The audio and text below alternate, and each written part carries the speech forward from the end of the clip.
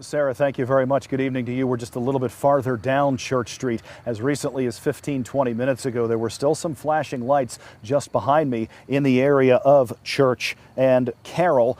The last emergency trucks, we saw a wrecker, we saw a few fire trucks. They have left. The last fire crews that were on the scene were wetting down some grass in some other spots. We also saw a hazmat truck that was here for hours and hours just finally leave a few minutes ago. So you could drive by this spot tonight and not know that this was just a horrific scene earlier today. Again, 4 dead, 3 wounded, one of those wounded critically so. This is what it looked like just a little bit ago. There were emergency lights and responders and people in vests as far as you can see. You got to remember, this is a small town. Eden, North Carolina, only about 15,000 people live here. Someone who said they lost a family member today told me that what they had been told personally was that that dump truck essentially went right in between 2 power trucks between Carroll and Church, and that's why we saw 2 power trucks still with their hydraulic arms up in the air for many, many hours,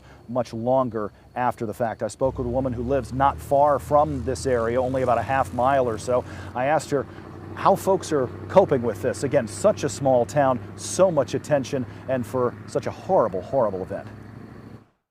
It's been hectic, and just everybody's upset, tore up, because nothing like this has ever happened that I can remember, and it's just been bad. It's just been really hectic, you know, all the cops and the fire truck, ambulances, and even the helicopters, you know, and it's just been devastating, really.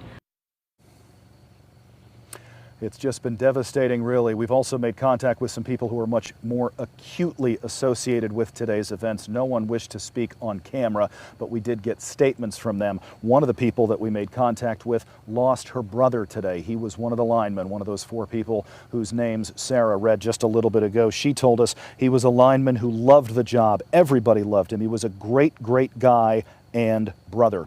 We also spoke, I did earlier tonight, with another lineman who was here who was not seriously wounded, but he immediately jumped in to help colleagues, fellow linemen who were seriously hurt. He put pressure on one of the fellow linemen's wounds until EMS got here and whisked that person away. We spoke earlier tonight. He didn't want to give his name, but he did tell me this: all we can do is send prayers to the families for the ones that didn't make it and the ones that are pulling through the incident.